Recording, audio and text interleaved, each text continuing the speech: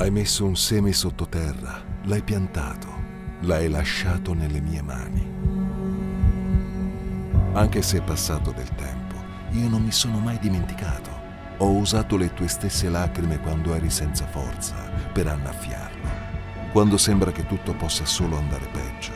Quando non sai come continuare la tua storia, ricordati che io sono il grande autore. Quando sembra che tutto sia al buio, ricordati che io sono luce. Continua a fidarti. In tutto questo tempo non sei stato sepolto, ma piantato. Ora è arrivato il momento di sbocciare. Questo è il tempo della tua ricompensa.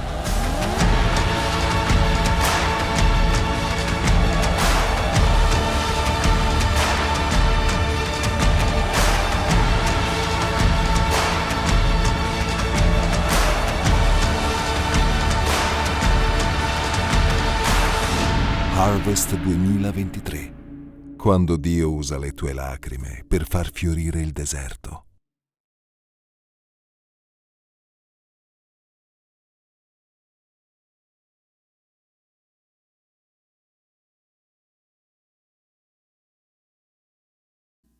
Mas amém. Eu queria que vocês abrissem comigo o texto de Mateus capítulo 15. A gente vai ler Mateus capítulo 15, do versículo 22 até o versículo 28. É uma história que, se nós não entendemos ela direitinho, aquilo que está por trás, a gente pode ter como uma história bastante polêmica, e às vezes até difícil de entender alguns detalhes dessa história. E o lindo é que quando nós nos aprofundamos na história bíblica, no texto bíblico, a gente tem a capacidade de entender algumas coisas de uma forma tão profundas, tão incríveis, e o texto bíblico ele faz isso. Ele traz para nós uma porção, quando nós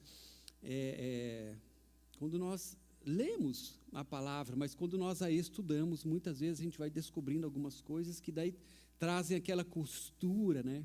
E faz a gente perceber que não é coisa de homem. A Bíblia, o texto bíblico, não é um texto de homens, apesar de Deus ter usado homens para escrever a sua palavra, mas é uma inspiração total dele, do Espírito Santo, que tinha ciência sobre as coisas que haviam acontecido até mesmo com as pessoas. E muitas histórias como essa, a gente não pode então desconsiderar que existia já um antes desse encontro de Jesus com essa mulher. Já existia uma história ali. E mais ainda, já existia uma história que o Senhor conhecia não só daquela mulher, mas o que estava por trás dela, da sua educação, talvez, da sua cultura, a sua família, as coisas que ela ouviu na sua casa, as coisas que ela havia aprendido, as coisas que estavam dentro do coração dela. Então, quando Jesus ele tem um encontro com alguém, e a Bíblia mostra isso para nós, o máximo de informação que a gente conseguir daquela história, daquele personagem, vai sempre enriquecer as palavras que Jesus trouxe especificamente para ela. E também isso acontece conosco. Quando o Senhor ele fala com a gente, mesmo que uma palavra é igual, saindo dele para um grupo, algumas coisas específicas são disparadas dentro de nós, são acionadas, e o Senhor faz isso propositalmente, porque Ele sabe aquilo que está dentro do coração, Ele sabe as coisas que Ele precisa mexer conosco, e Deus sabe exatamente o que falar, Deus sabe exatamente o que fazer para chegar aonde Ele quer chegar dentro de nós, amém? As coisas não acontecem por acaso na nossa vida, a partir do momento que nós entregamos a Ele, e isso é uma coisa lógica, né? A direção, Ele nos dirige por um caminho que é Ele mesmo, mas Ele vai fazendo a gente enxergar nesse movimento nosso algumas coisas muito propositais, todas as experiências, todas. Até aquelas que você não entende. Deus permite algumas dessas experiências que a gente até não entende para quê? Para Ele poder chegar em alguns pontos em nós. Porque, não é verdade, quando acontecem situações inesperadas, ou até mesmo que a gente não gosta, aquelas assim que a gente fala, Deus, se eu pudesse te falar alguma coisa, eu diria, não faz mais isso comigo, porque eu não gosto, né? Não gosto disso. Isso traz um sentimento ruim em mim, eu disparo um gatilho. Quem aqui tem gatilhos? Quem aqui não tem gatilhos, levanta a mão. Meu Deus, hein? Temos uma pessoa desengatilhada aqui. Mas eu acho que ela não vai sustentar essa mão levantada, porque às vezes Deus, Ele daí mostra para a gente, né? E fala assim, eu te falei, né? Mas olha só esse texto, Mateus 22, fala assim, 15, versículo 22. E eis que uma mulher cananeia, que saíra daquele lugar, daquele entorno, clamou e disse, Senhor, filho de Davi,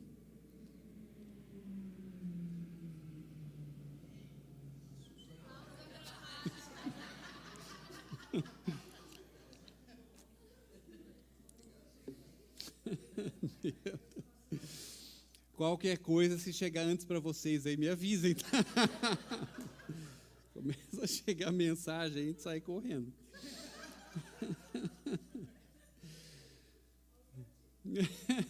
Agora imagina, né, alguns lugares, sabe que, bom, você sabe disso, né? Alguns lugares um barulho como esse é suficiente para tchau, né? Então, voltando, a mulher chega perto de Jesus e fala o seguinte, Senhor, filho de Davi, tem misericórdia de mim, a minha filha está endemoniada e está sofrendo muito. Versículo 23, mas ele, Jesus, não lhe respondeu palavra. E os discípulos, chegando ao pé dele, rogaram-lhe, dizendo, despede essa mulher que vem gritando atrás de nós. E ele respondeu mais uma vez e disse, eu não fui enviado, respondeu para aquela mulher, eu não fui enviado senão as ovelhas perdidas da casa de Israel. Versículo 25, então chegou ela, ouvindo isso de Jesus, adorou o Senhor e disse, Senhor, socorre-me.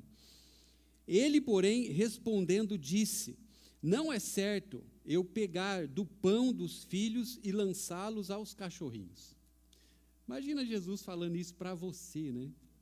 Que está ali diante dele pedindo algo com uma necessidade. O texto aqui é bastante claro. Essa mulher, ela estava em sofrimento, um sofrimento espiritual. Algo estava acontecendo na casa dela. E Jesus traz, então, ainda essa resposta. Não é certo eu pegar do alimento, do pão, aquele que é destinado para os filhos e entregar para os cachorrinhos. 27. E ela disse, sim, Senhor, mas também os cachorrinhos, eles comem das migalhas que caem da mesa dos seus senhores. Então respondeu Jesus e disse-lhe, ó mulher, grande é a tua fé, seja isso feito para contigo como tu desejas, que essa situação seja assim resolvida. E naquela hora a sua filha ficou sã. Bom, é um texto, fala a verdade, que não é tão simples assim da gente entender as intenções que existiam aqui nesse diálogo, nessa conversa, porque Jesus trouxe isso de uma forma exclusiva. E a gente não vê em outro momento um diálogo assim. A gente percebe, geralmente, uma pessoa chegando até Jesus, é claro, Jesus atendendo aquela pessoa, Jesus revelando a sua glória, quando a pessoa o reconhecia como Deus, como mestre, como Senhor. E essa mulher chega diante de Jesus já fazendo isso, ela reconhece, ela fala, Senhor, filho de Davi, ela reconhecia aqui o senhorio de Jesus. Mas Jesus, então, trata dessa situação de uma forma muito particular. E a gente vai entender, e é claro, sempre nos colocando no papel, em um dos papéis da história, e hoje a gente precisa se colocar no papel dessa senhora, tá bom? E a gente vai entender que Jesus, então, tinha alguns lugares para chegar dentro dela. Existia uma situação, existia um milagre que precisaria ser liberado, mas isso para Jesus não está aqui como algo, talvez, mais importante dessa história, porque o milagre para Jesus é assim, é uma palavra, é um estalar de dedos, é uma ordem, e as coisas, elas acontecem. Mas existia uma pessoa aqui envolvida nessa situação. E a gente sabe que algumas coisas que estão dentro de nós, mesmo que exista uma palavra que traga um efeito a uma situação exterior, que traga um efeito a um problema que nós precisamos de uma intervenção divina, nós sabemos que algumas coisas dentro de nós, elas precisam, de alguma forma, serem tocadas de um jeito um pouco mais, talvez, com o tempo. Nem tudo é tão rápido quando a gente fala daquilo que está dentro de nós. Então, o texto fala que vem até Jesus uma mulher com um sofrimento espiritual. E ela insiste, e Jesus responde para ela. Depois de, no primeiro momento, Jesus não responder nenhuma palavra para ela. E Jesus, depois desse tempo de silêncio que ele ficou, de não trazer a resposta que aquela mulher estava esperando, ele fala, não é certo, então, eu pegar do pão e entregar para os cachorrinhos. Na verdade, vos digo que muitas vezes problemas acontecem conosco, têm acontecido conosco, como nesse caso, para nós sermos confrontados na nossa fé e nas nossas convicções. Olha que importante isso. Nós somos confrontados em muitos momentos da nossa vida, que ela não é uma brincadeira.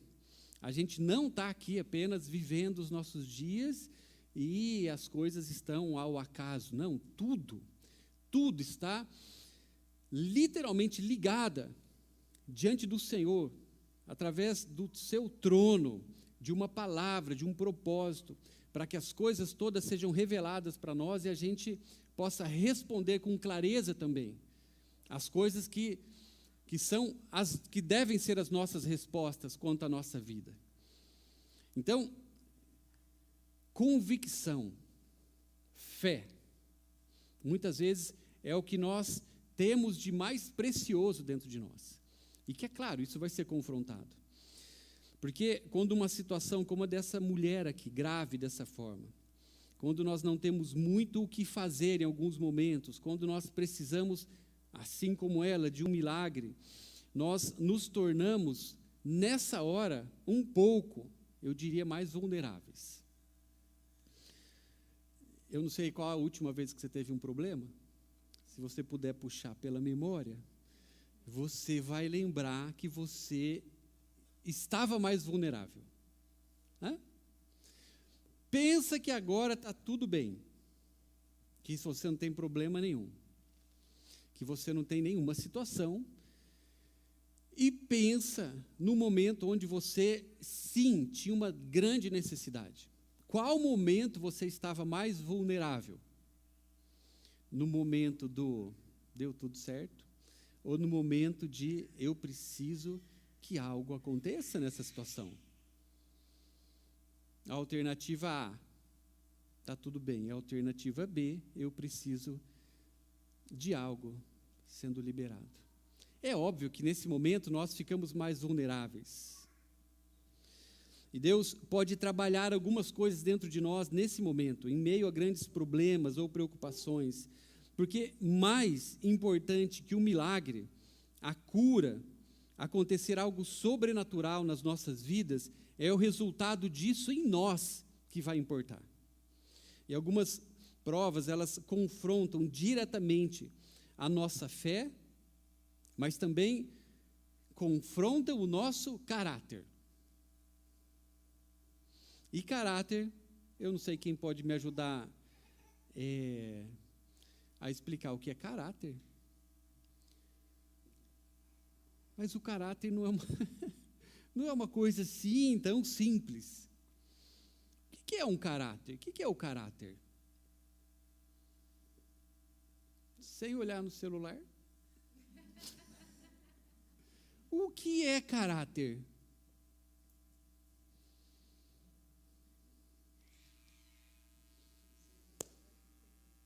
Oi? Ser uma pessoa íntegra. A essência. as características. Yes. Uma definição científica. Não.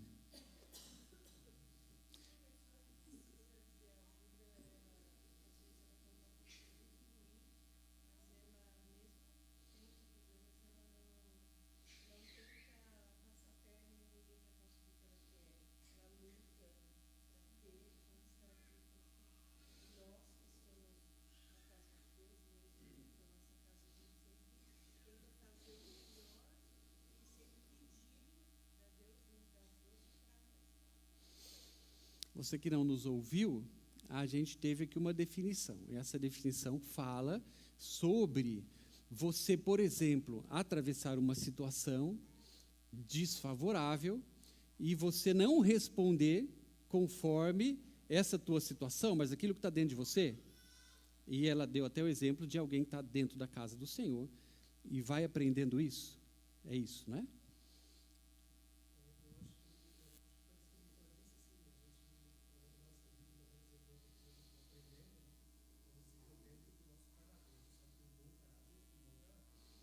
Isso.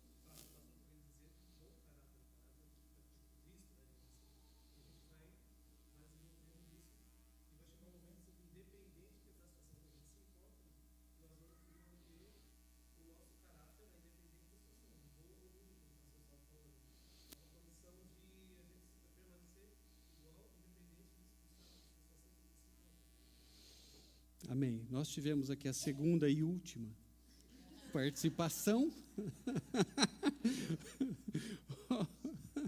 onde nós entendemos que existe bom e mau caráter, né? Existe uma reação, como a gente ouviu, mas existem coisas que, na verdade, elas estão dentro de nós e elas vão aparecer. E é claro que existe um caráter que a Bíblia fala que nós precisamos buscar. Eu ouvi uma definição uma vez que, para mim, é a minha preferida, né? Caráter é aquilo que nós somos no escuro. Caráter é aquilo que nós somos quando ninguém está vendo. Não é? Porque, assim, é diferente. Porque, assim, a gente sabe ser bom caráter, né? Meu Deus, né? Tem alguém perto, tem, sei lá, um prêmio envolvendo, né? Uma caixinha de bis que o Eduardinho sempre tem no carro. A gente sabe ser bom caráter, mas o caráter, ele fala a respeito de um conjunto de características que elas, na verdade, elas fazem parte de quem nós somos hoje. E elas aparecem. Às vezes a gente esconde, a gente tem muita habilidade para esconder o nosso caráter, quando aquilo primeiro até nos assusta. Então, a gente tem essas habilidades, mas o caráter, na verdade, é a nossa essência. É o que sai fácil de nós.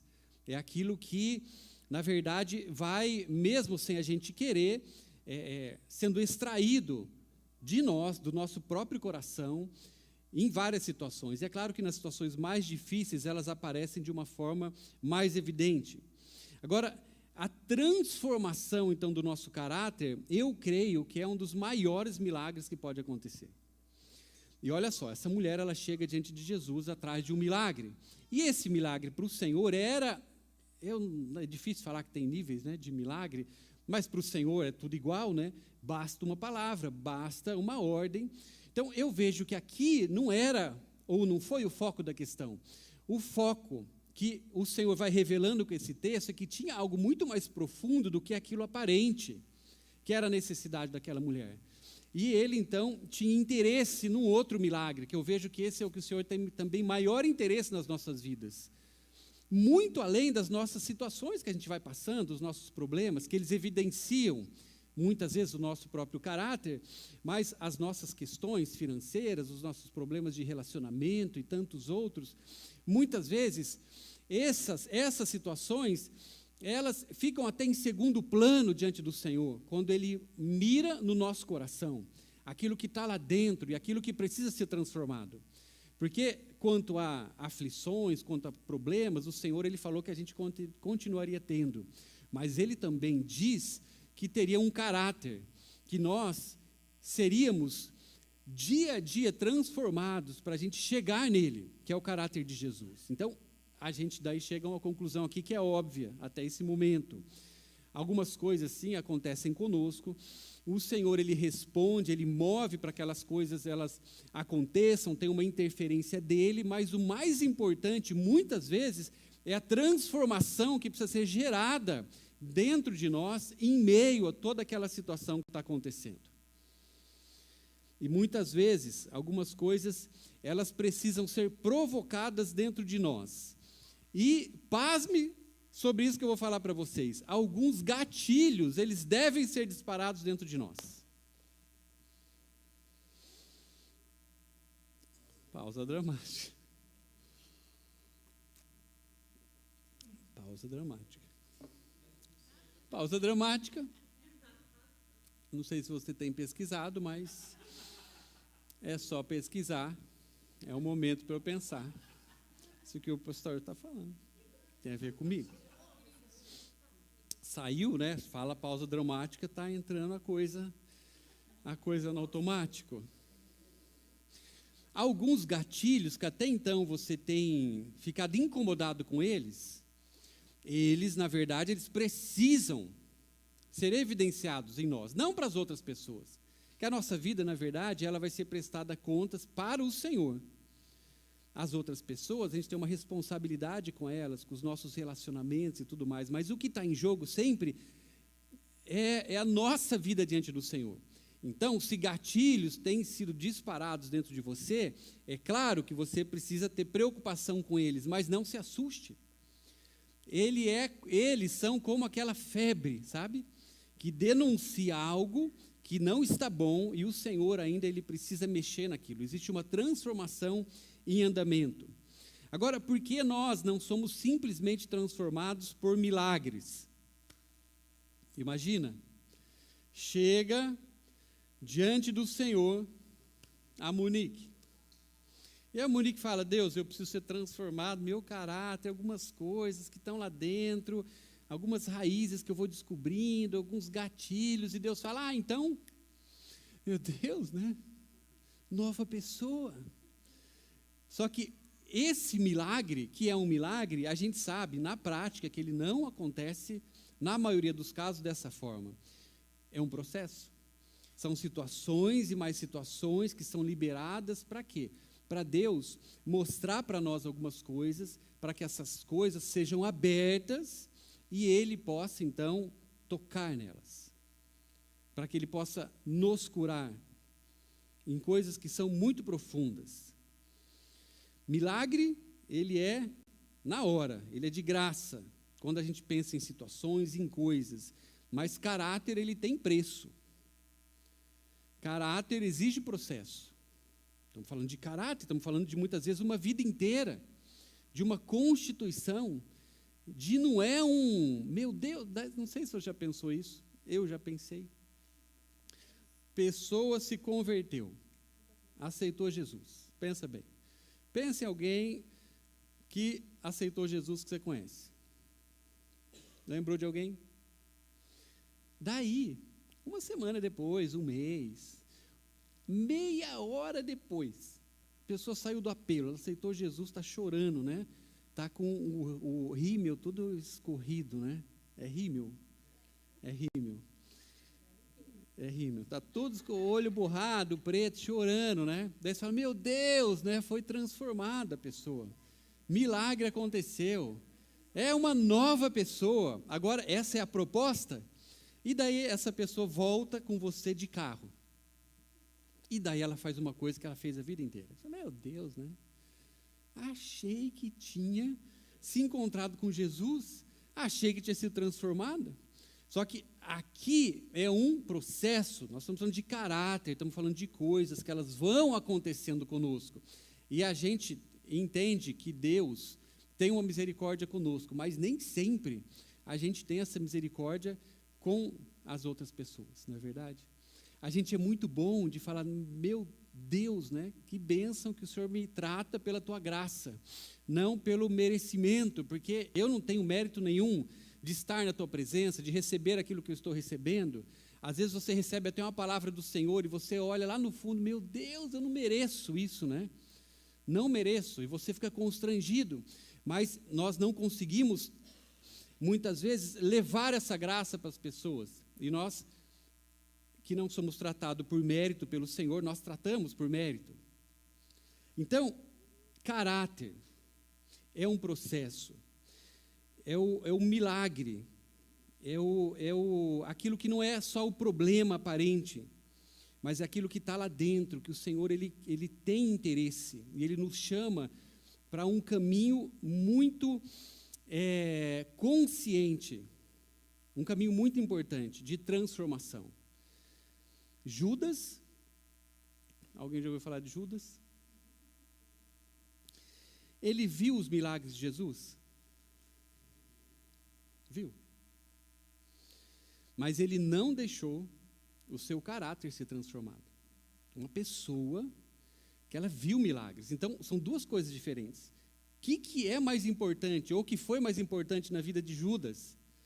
Ele ter algumas coisas acontecendo diante dos seus olhos, porque parece que isso para nós basta.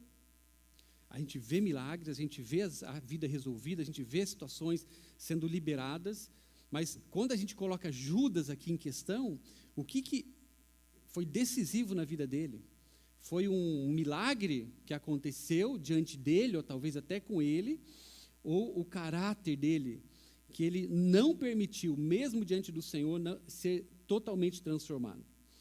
Bom, a gente vai para o texto, e a gente encontra algumas respostas sobre tudo isso, que eu tenho falado aqui, muito poderosas, que mais do que um milagre, existe uma transformação em curso. Eu queria mostrar para vocês alguns detalhes desse texto que vai revelar isso para nós. Jesus, ele submete essa mulher a 3 provas. E a primeira prova está no versículo 23. Mas ele não lhe respondeu palavra. E os seus discípulos, chegando ao pé dele, eles pediram para Jesus: Mestre, despede esta que vem gritando atrás de nós. Ela vem gritando e Jesus nada, Jesus em silêncio. O texto evidencia isso para nós. A gente precisa entrar nesse texto e perceber essa situação. A primeira prova que o Senhor submete aquela mulher que tinha uma situação aparente, que talvez era aquilo que ela estava buscando, o Senhor submete aquela mulher a uma primeira prova, que eu coloco aqui como a prova do silêncio. O constrangimento ficou tão grande que os discípulos quiseram até mesmo disfarçar aquela situação. Eu percebo isso acontecendo aqui. É como se eles falassem para Jesus: fala para ele ir embora, se o senhor não for fazer nada, pelo amor de teu pai, né? Pelo amor de Deus, porque está todo mundo olhando. O silêncio de Deus, muitas vezes vai ser uma grande prova na nossa vida. O silêncio.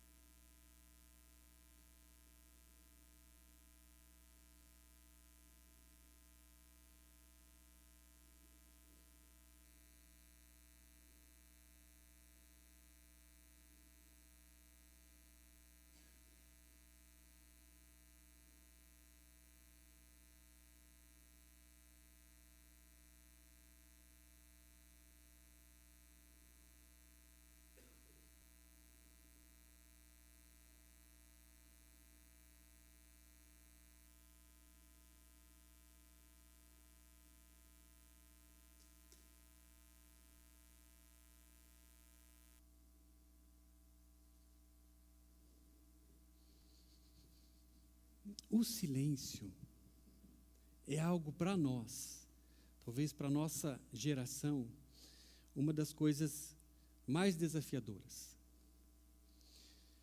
Eu não sei como você lida com o silêncio. E a gente não encontra em nenhum outro momento Jesus evidenciando isso para nenhuma outra pessoa. E as coisas que Jesus ele fazia e as coisas que Jesus continua fazendo, todas elas são cheias de significado. Não tinha porquê nessa situação Jesus não responder uma palavra para alguém, não é verdade? Aquele que é a própria palavra. Aquele que tem todas as respostas. Jesus, naquela hora que aquela mulher chegou diante dele, reconhecendo ele como mestre, como filho de Davi, automaticamente, se a situação fosse só um milagre, Jesus traria mais uma das suas respostas que com certeza mexeria com ela e mexeria com aquelas pessoas que estavam diante do Senhor.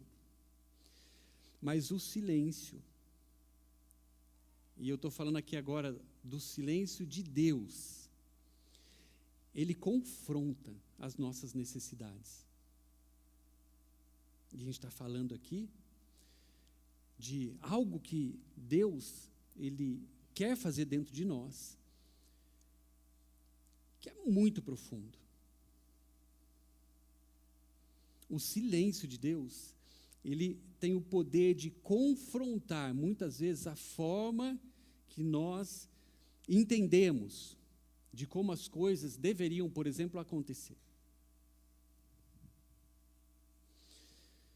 A nossa fé, o nosso caráter, eles são tratados enquanto nós esperamos.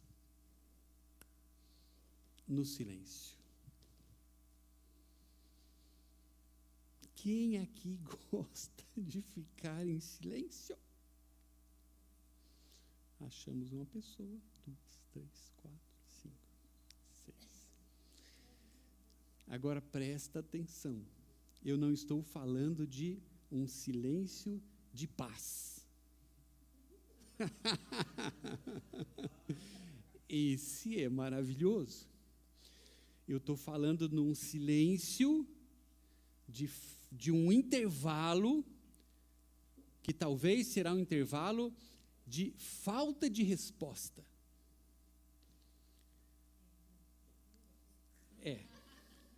Imagina a Natália começa a conversar com o seu pai. E daí ela começa a falar com ele. E ele olhando para os olhos dela. E ela abre o coração. Imagina, né? Abre o coração. Pai, estou gostando, quer dizer, pai, tem algo no meu coração. Queria repartir com você. O que ela espera nessa hora? Ela espera uma resposta. Agora, essa resposta, quando ela vem, na verdade, ela afirma o quê? Ela afirma aquele relacionamento, certo? Ela afirma que existe ali algo. Ela afirma que existe uma realidade, que existe uma conversa, um relacionamento, existe uma troca. Mas quando a outra pessoa, que ela teria o papel de trazer uma resposta, ela se cala, meu Deus, né? Aquilo para nós desenha uma grande interrogação. E é claro que muitas coisas nessa hora vão vir em xeque. Até mesmo quanto aquele nosso relacionamento. Mas cadê o interesse do meu pai por mim? E a nossa fé, na verdade, as nossas convicções, elas vão muito bem quando a gente tem as respostas. Quando a gente vai entendendo as coisas acontecerem. Mas eu vejo aqui que o Senhor, ele faz uma pausa dramática. Ai, Jesus, né? Eu acho que se Jesus tivesse uma caneca, A hora que ela chegasse, falar, ai meu Deus, estou precisando do Senhor, tem uma situação, né? Jesus ia olhar para ela, pegar a caneca. Ia fazer, e fez. O Senhor, ele fez uma pausa dramática. Agora, você tem permanecido na presença do Senhor quando Ele está em silêncio? Olha só essa história. 1 Reis, capítulo 19, a gente não vai ler, mas se você quiser anotar. 1 Reis 19, a partir do versículo, capítulo 19 conta sobre isso. Mas no versículo 11, especificamente, conta aqui de um momento da vida de Elias, onde ele estava buscando uma resposta de Deus, uma resposta do Senhor. E o próprio Deus fala para ele que ia falar com ele. E daí o texto fala, ó, eu, Senhor, vou falar com você. Então, aqui está acontecendo isso. Esse é o contexto do diálogo. E fala assim, o Senhor lhe disse, saia e fique no monte, na presença, da minha presença, pois eu vou passar. Então veio um vento fortíssimo, que separou os montes e esmigalhou as rochas diante do Senhor, mas o Senhor não estava no vento. Depois do vento houve um terremoto, mas o Senhor não estava no terremoto. Depois do terremoto houve fogo, mas o Senhor ele não estava no meio do fogo. E depois do fogo existiu uma brisa suave. E o Senhor se revelou em meio àquela brisa suave. E é muito comum, muito possível, que em muitos momentos de agitação, de situações, de problemas que eles são reais, nós buscamos essa manifestação, nós buscamos a resposta, nós buscamos algo que a gente sabe que pode encontrar no Senhor, nessas agitações talvez, naquilo que a gente entende que seria uma boa resposta de Deus para nós. A gente pode, então, imaginar que a resposta vai vir sempre em coisas assim, mais fortes, mais dramáticas até, no vento, num terremoto, num fogo. Mas aqui o Senhor mostrou para Elias que estava esperando ele no silêncio. O Senhor estava esperando para trazer aquilo que Elias precisava receber dele no silêncio. Agora, qual é o problema de tudo isso? Nessa hora do silêncio, que muitas vezes é o nosso maior tratamento das coisas não acontecendo conforme nós esperamos, os nossos sentimentos, eles afloram. Se você é uma pessoa de carne e osso, quando você não tem resposta, quando você está num silêncio, numa pausa dessa forma, os nossos sentimentos, eles afloram. E sabe quem entra em cena? Quando muitas vezes nós estamos no silêncio, e talvez esse seja o teu momento.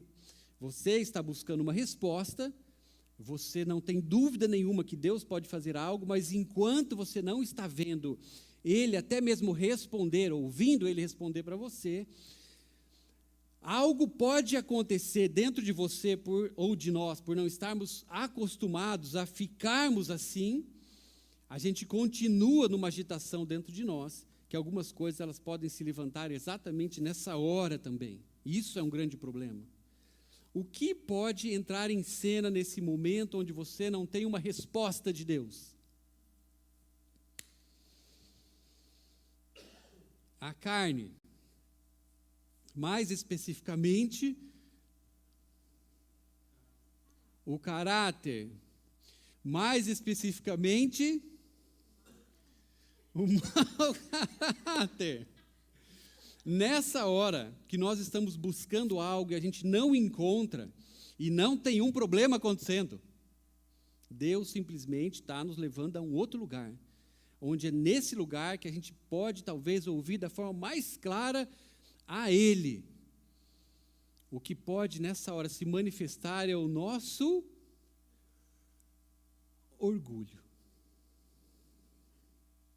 Orgulho. O que é o orgulho? Sem participação popular. Não, por causa do tempo, fico olhando para o relógio. Eu peguei algumas definições. O orgulho é a satisfação de um indivíduo a respeito de uma determinada característica, objeto ou atributo que ele tem. Uma melhor definição de orgulho. Orgulho é uma manifestação desesperada dos nossos direitos. Então imagina, você tem um relacionamento com Deus e você não ouve Ele respondendo para você, mesmo que naquele momento, porque você espera uma resposta de Deus. Meu Deus, Deus não é ocupado, né? Deus, Ele está aqui, Ele está me ouvindo, Deus tem interesse por mim, Ele é meu Pai.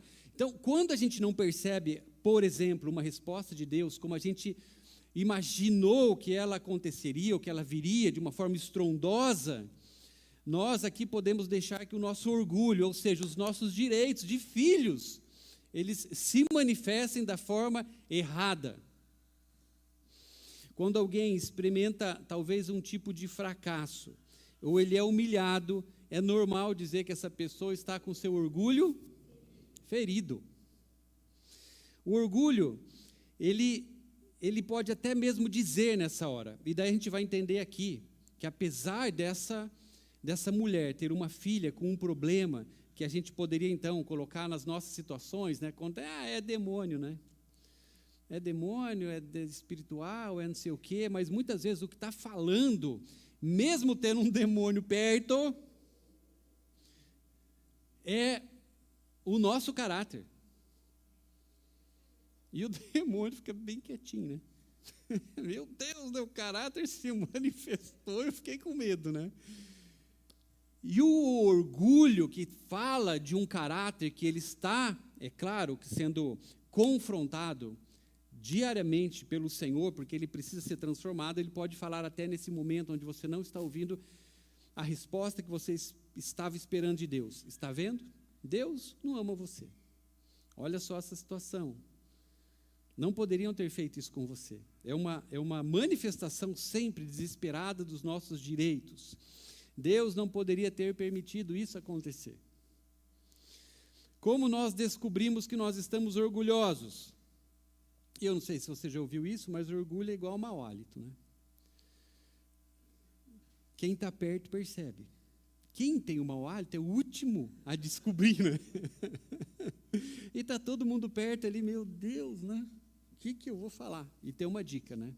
Não, eu tenho uma dica quando você tem alguém perto de você com mau hálito. Dica de ouro.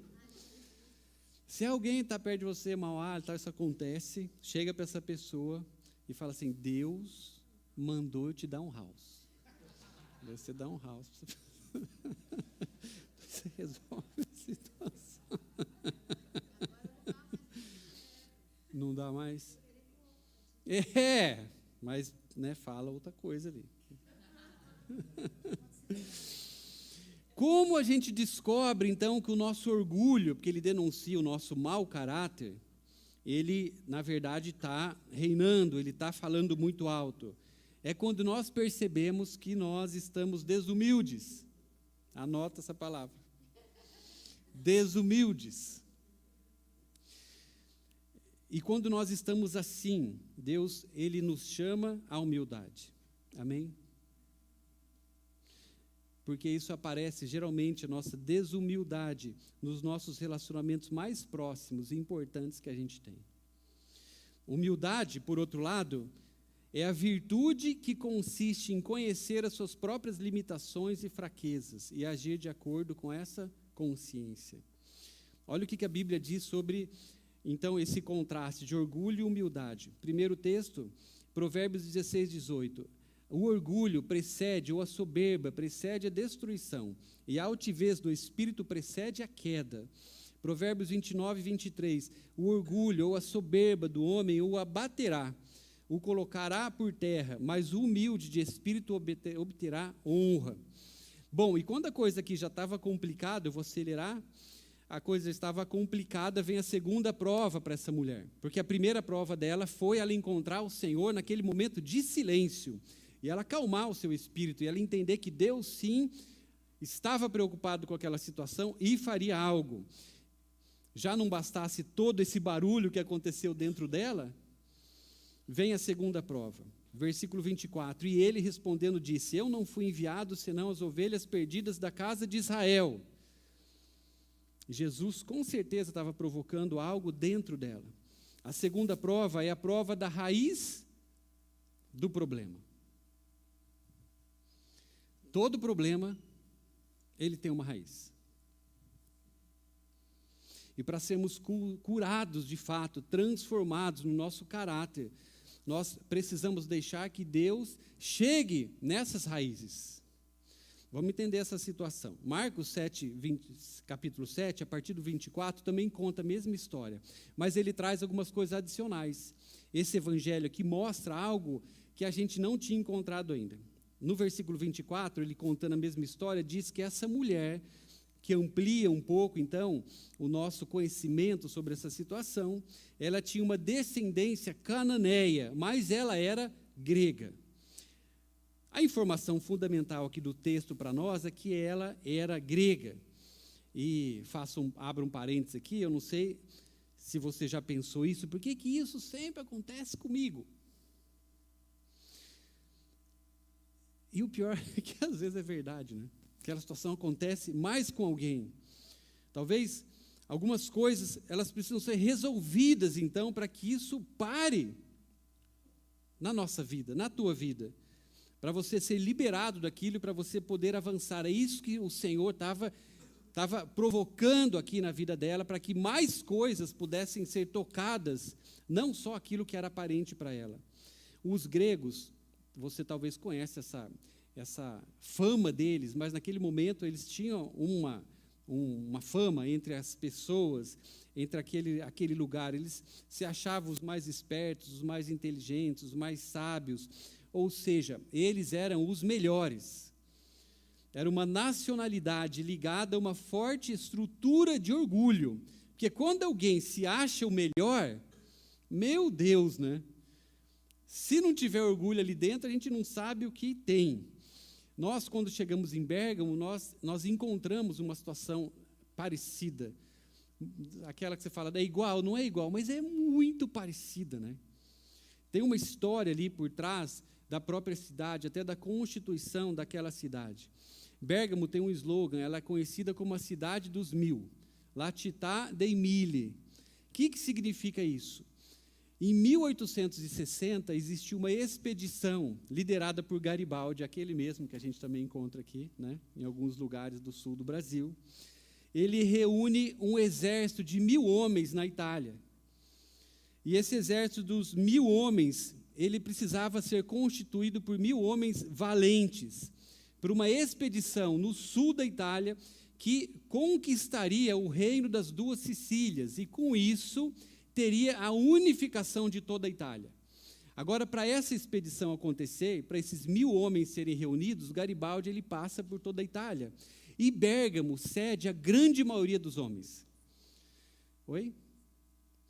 O exército dos 1000 homens valentes da Itália, 700 deles eram bergamascos. Né? E Deus leva nós para lá, né? E a gente, quando, de repente, sempre pede um milagre, a gente não entende que tem outra coisa acontecendo mais importante. E quando Deus nos leva para lá, a gente vai entendendo algumas outras coisas, que Deus também estava, não só a nós, mas levando a sua igreja para lugares importantes, para coisas também serem desligadas no reino espiritual sobre aquela nação. E quando nós vamos percebendo um pouco do caráter coletivo daquelas pessoas, a gente encontra essa raiz muito fácil de orgulho. Imagina você que faz parte de uma cidade, de uma região, onde ela salvou o seu país. Vamos pensar que tem uma guerra aqui no Brasil e nós, de Florianópolis, entre 1000 homens do Brasil, tinha 700, é nós ali, né? Estava lá eu, o Góis, o Sandro, o Hudson, o Paulinho, entendeu? Imagina o que ia acontecer, o povo ia chegar aqui e ia ter uma placa, e tem na cidade, a cidade dos 1000. Então, é muito perceptível essa raiz, que ela vem à luz quando alguns detalhes da história são mencionados. A gente tem que conseguir montar esse quebra-cabeça. Essa mulher, provavelmente, o texto não fala dessa forma, mas a gente vai chegando a algumas conclusões, o porquê que o Senhor ele levou aquela mulher a entender algumas coisas e provocou algumas outras nelas. O tal do gatilho foi provocado ali, para que ela entendesse que existia uma raiz dentro dela, que havia chegado o momento de ser totalmente alcançada. E é claro que quando nós falamos do orgulho, muitas vezes a gente pode confundir em uma busca de ser o melhor. E tem uma diferença. O Senhor, Ele nos chama para nós não sermos o melhor. E não tem nenhum problema por isso. Amém? Você não precisa ser o melhor. Isso traz meu Deus, né? Traz um alívio, né? Eu não preciso ser o melhor cantor, eu não preciso ser o melhor baterista, eu não preciso ser o melhor. Eu só preciso ser o melhor com aquilo que Deus me deu. Isso está falando de respostas que a gente precisa oferecer para o Senhor. Então, se Deus te deu talentos, esses talentos eles precisam ser usados da melhor forma. Mas isso não é um comparativo com outros. É uma coisa tua de resposta ao Senhor. Amém? Então, Deus nos chamou para nós sermos os melhores. Mas Ele nos chamou para nós fazermos da melhor forma, com aquilo que nós temos dEle. E Ele nos chamou principalmente para nós fazermos a sua vontade, estender o seu reino, o representar. É claro, tudo isso da melhor forma, com excelência. Mas eu acredito que, vendo essa sequência aqui, que Jesus sabia que existia nela essa raiz e aquilo precisaria ser arrancado. E quantas vezes a gente vai observando isso em nós, em momentos difíceis aparecer, uma postura orgulhosa. E a gente nem imagina que talvez o silêncio é justamente por isso. Porque aquele orgulho vai vir para fora. Aquele questionamento vai aparecer, vai aflorar. E é naquela hora que ele pode ser arrancado, que ele está visível dentro de nós. Tiago 4,6, anota esse texto, que ele é um dos mais importantes para mim, quando a gente fala de orgulho, quando a gente fala de humildade, aquilo que Deus precisa transformar dentro de nós, fala o seguinte: Deus resiste aos orgulhosos. O problema é que com o orgulho a gente não passa. Essa mulher poderia até receber aquilo que ela estava buscando, mas aquela não era a ideia. Ela precisaria continuar, ela precisaria crescer, alcançar aquilo que Deus tinha para a vida dela. E esse resiste, literalmente, o texto é como ele estivesse dizendo que Deus coloca a mão no nosso peito. Esse é o resistir, Deus segura. E enquanto tem orgulho, nós somos segurados para nós não avançarmos, porque existe aqui algo muito maior que está em jogo, que é nós o representarmos. E nós não faremos isso quando nós estamos querendo viver aquilo que Deus tem para nós, em 100%. Representá-lo, viver o seu sonho, sermos seus discípulos. Se nós temos coisas que precisam ser seguradas, o Senhor vai fazer isso em nós. E o Senhor resiste àquela pessoa que é orgulhosa. E a terceira prova, o confronto final aqui, no versículo 26, fala o seguinte: não é certo pegar do pão dos filhos e lançá-los aos cachorrinhos. E aqui é o creme de la creme, né, de Jesus nesse diálogo com essa mulher, que para nós pode ter sido muito desastroso, mas trouxe um resultado. O Senhor sabe exatamente o que Ele fala, para Ele chegar a alguns pontos dentro da nossa vida. E o meu conselho para você nessa manhã é: facilita. Facilita, que é melhor. Facilita. Porque Deus tem um interesse em você. Deus tem um interesse na nossa transformação. Repito isso, o milagre é tranquilo para Deus, né? Mas a gente é um pouco mais difícil. Existe um livre-arbítrio, existe uma liberação que Deus Ele nos entregou. E nós vamos responder conforme a ela. E o texto explica aqui algo incrível, que ela também era cananeia. O texto aqui, ou a explicação seria muito longa, eu não tenho tempo para isso, mas investiga talvez essa situação depois na tua casa. Gênesis capítulo 9, fala a respeito dos cananeus. Quem eram os cananeus? Desde a descendência ali de Noé, através do seu pai, que era Cã, que teve esse filho, Canaã, que daí trouxe esse povo à luz. E estudando a história dos cananeus, a gente percebe também um legado muito forte de desonra na vida daquelas pessoas, principalmente com respeito às coisas sagradas. E existia um ditado na época, que quando se tratava do povo cananeu, quando você ia conversar com alguém que era cananeu, por eles desprezarem tudo aquilo que era sagrado, a frase que era usada é: não lancem comida aos cachorrinhos. Então, Jesus traz algo que para nós pode ser muito indelicado, mas para aquela mulher trazia todo um sentido, que talvez ela já tinha ouvido isso em muitos momentos. Mas ela estava aqui buscando o Senhor. Ela estava clamando por uma manifestação dele. E o Senhor faz ela passar, então, por esses 3 momentos. Um primeiro silêncio, um confronto, e depois tudo aquilo que talvez era para ela a maior dificuldade de relacionamento com o próprio Deus, ser totalmente desmascarado. Jesus, ele confronta aquela raiz. Versículo 27 fala assim, ela diz: Senhor, mas também os cachorrinhos, eles comem das migalhas que caem da mesa dos seus senhores. Ela se humilha, aquela raiz de orgulho da vida dela é quebrada, é retirada, e Jesus chega aonde ele precisaria chegar na vida dela. Jó, finalizando com aquilo que o Douglas começou.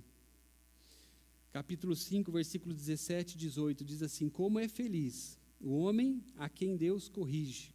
Portanto, não despreze a disciplina do Todo-Poderoso, pois ele fere, mas dessa ferida ele vem tratar. Ele muitas vezes machuca, mas as suas mãos também curam.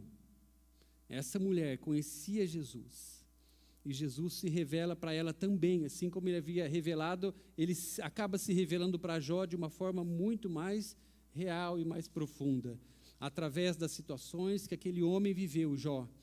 E esse texto que o Douglas leu está mais ou menos ali naquele miolo do capítulo 40 de Jó, onde ele estava buscando respostas, e a gente vai perceber ali, se eu não me engano, são 2 capítulos de Jó falando, Jó questionando, o seu orgulho naquela hora também se manifestando, todas as suas convicções com respeito a Deus sendo colocadas em xeque, e ele falando, e a gente percebe aqui uma pessoa que fala muito, é porque não está tendo também uma resposta, né? Não existiu um diálogo aqui. E Jó passa também por esse momento de silêncio, mas já Deus, ele se revela para Jó, também como uma brisa. Hora que ele se acalma, e é lindo dessa história de Jó que ele fala o seguinte, né? Quando Deus termina de falar aquilo que o Douglas trouxe para nós: onde você estava nessa hora? Jó, ele pega, o texto fala que ele coloca a mão dele na boca dele, na sua própria boca, e fala mais ou menos assim, né? Eu não tenho mais o que dizer. Eu não sei mais o que dizer diante da tua presença. E ele se humilha diante do Senhor e ele reconhece quem Deus era e aquilo que o Senhor fez, e tantas coisas que o Senhor fez na vida dele para provocar aquilo que era mais importante, que não era o milagre, mas era a transformação. Amém? Entenda, tem muitas coisas acontecendo hoje que são mais importantes que o milagre que você está buscando. Existe transformação em andamento na tua vida, e isso precisa nos mobilizar, amém? Em respostas. Deus, continua, Senhor. Eu quero olhar para Ti, não talvez para a resposta que eu imagine, para a situação resolvida que eu sonhei, mas eu quero Te encontrar, talvez, nesse momento de silêncio. De silêncio, amém? Fecha um pouquinho os teus olhos, nós vamos orar sobre isso. Silêncio, amém? Silêncio. E nós vamos orar nessa hora, porque talvez você esteja experimentando um silêncio de Deus.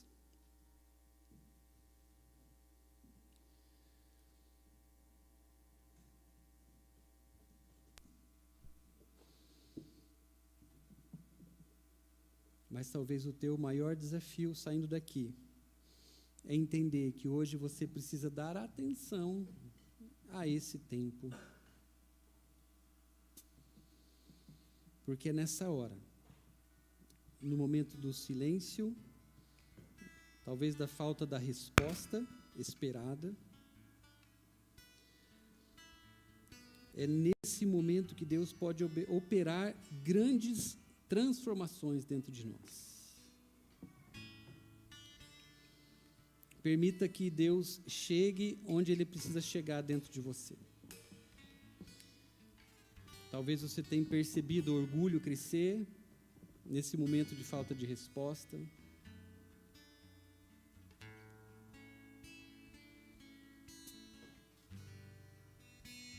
Mas o que essa mulher escolheu fazer foi se humilhar diante de Jesus.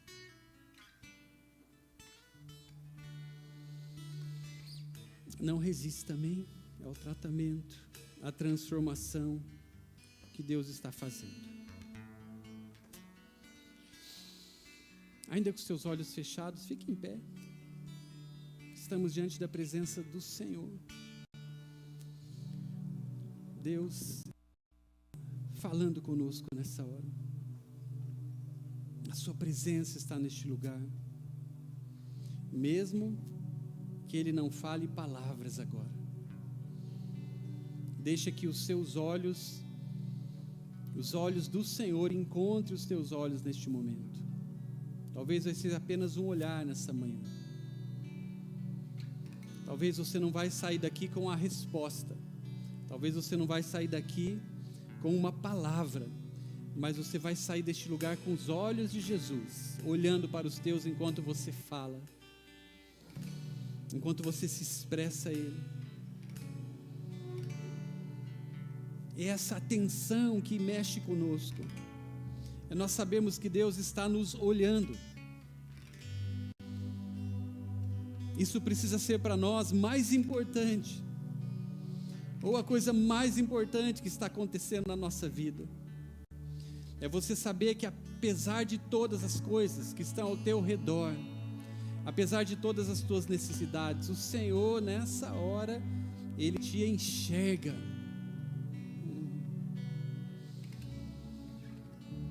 Nos teus olhos, Senhor. Como nós temos cantado, Pai, que nós precisamos, Pai, te enxergar.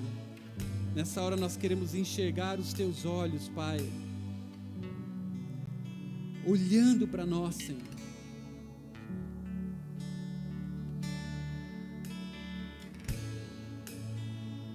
Nós também estamos em silêncio diante da Tua presença, Pai, porque a Tua presença que nos importa, Senhor. Não é a Tua resposta, não é o Teu milagre, não é a Tua palavra. Nós sabemos que o Senhor, Pai, faz isso, Deus. Mas a nossa atenção agora está apenas nos Teus olhos, Senhor. Encontre os olhos do Senhor neste lugar. Você pode em espírito fazer isso nesse momento. Você pode enxergar o Senhor olhando para você nos Teus olhos.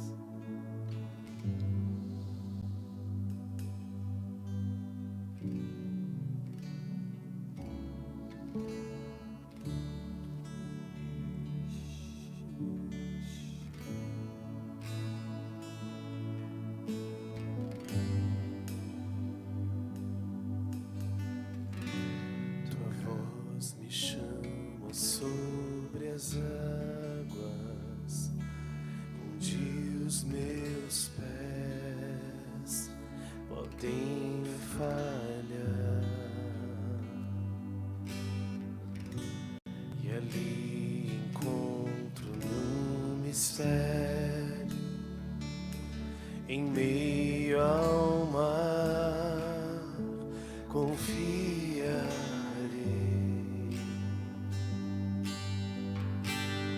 Ao Teu nome clamarei. Se além das ondas olharei, se o mar crescer, somente em Ti descansarei. pois eu sou teu, tu és meu.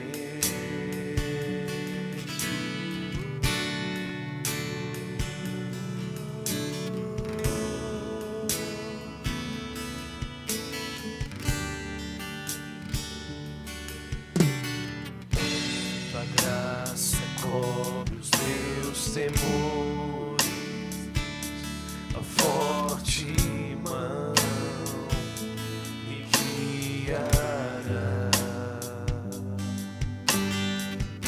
Se estou cercado pelo medo, tu és fiel, nunca vais falhar. Ao teu nome clamarei, e além das ondas olharei. Se o mar crescer, somente em ti descansarei, pois eu sou tu és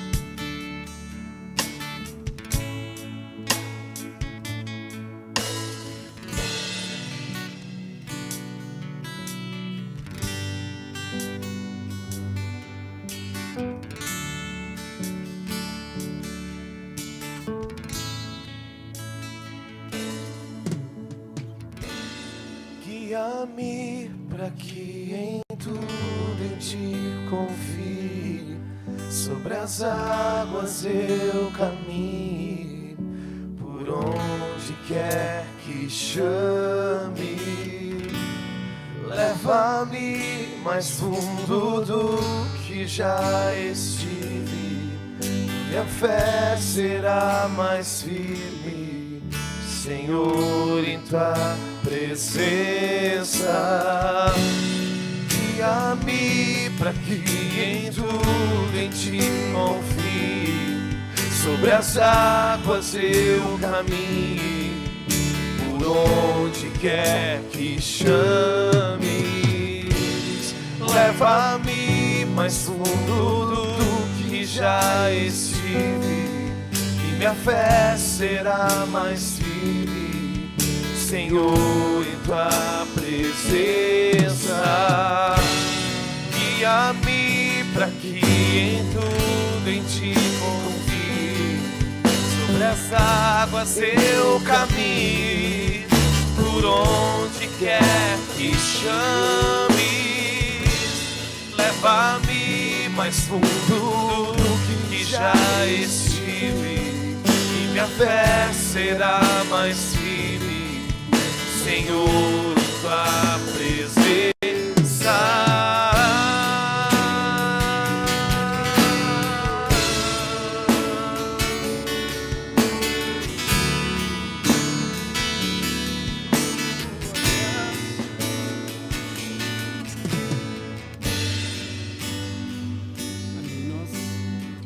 Nós temos uma dificuldade de ficar em silêncio.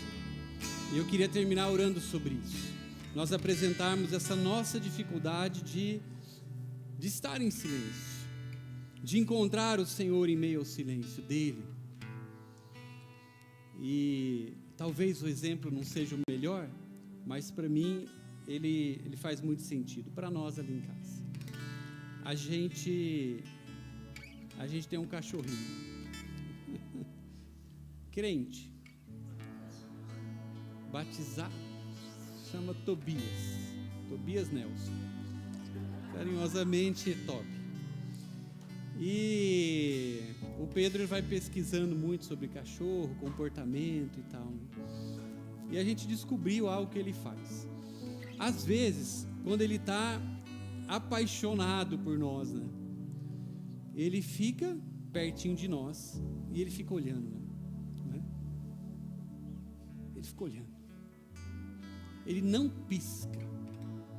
Você encontra o olho dele, e é diferente quando você não conhece o cachorro, que você fica encarando o cachorro e um dos dois vai ter que desistir, né? Ou o cachorro vira para o lado ou você vira para o lado para não se dar mal, né? Agora é diferente ali. Ele fica te olhando, e a hora que você encontra os olhos dele, aquilo te constrange. É engraçado aquilo, porque você percebe que ele tá olhando para você com um olhar de amor, não é? De admiração. Talvez isso não faça o mínimo sentido para você, mas acredite que é verdade. É verdade. E enquanto eu estava ali, a visão que Deus me deu era do Toby. O Toby olhando para mim. E nesse momento onde nós precisamos, eu acho que confessar a nossa grande dificuldade na vida hoje, de nós ficarmos em silêncio, de nós pararmos de falar muitas coisas que nós estamos falando para o Senhor, de nós expressarmos com esse nosso senso de direitos que nós temos tão forte dentro de nós, tão borbulhante muitas vezes, esse arrependimento de nós apenas estarmos na sua presença e nós encontrarmos os seus olhos.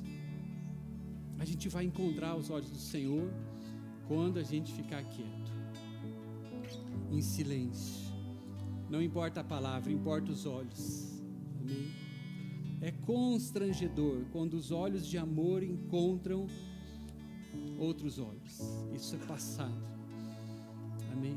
Fecha os teus olhos. Talvez coloque as tuas mãos nos teus olhos nessa hora. Vamos orar nesse nível profético. Deus, nós queremos, Pai. Nós queremos, Pai. Nós confessamos que nós precisamos, Senhor.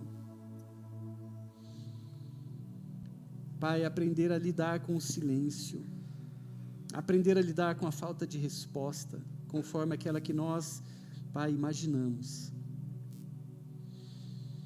E Deus, nós oramos nessa hora nos arrependendo, Senhor, por essa dificuldade, Pai. Por isso que para nós é tão gritante, Senhor. Isso que tem nos mobilizado tanto, o silêncio, a falta de resposta. Mas, Senhor, nós precisamos e nós queremos buscar isso nessa manhã, Pai. Que os nossos olhos, eles encontrem os teus olhos de amor, Senhor. Pai, nós queremos te achar em meio ao silêncio, Senhor. Em meio àquilo que talvez nós pudéssemos classificar como o Senhor não falando nada, apenas estando ali, Deus, cuidando, nos revelando tanto amor, Deus. E Pai, eu quero, Senhor, liberar essa palavra, Pai, sobre nós, sobre essa casa, sobre cada um dos meus irmãos que estão aqui, também estão nos acompanhando, Deus. Pai, que esse olhar, Pai, Teu, possa nos encontrar, Deus. Pai, nós estamos buscando nessa hora os Teus olhos, Senhor. Arrependidos, Senhor. Arrependidos, Pai, de tantas coisas que nós temos falado nesse momento, que era apenas para Te enxergar, Deus. Em meio a tudo isso. Tanta preocupação com os barulhos, tanta preocupação com o resultado, mas, Pai, o Senhor ali, Pai, nos olhando, Deus, nos olhando, Senhor. Pai, nós queremos encontrar os Teus olhos, Pai. Nós queremos, Pai.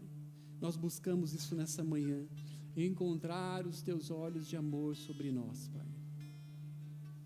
Pai, traz experiências assim, Senhor. Nós Te pedimos isso.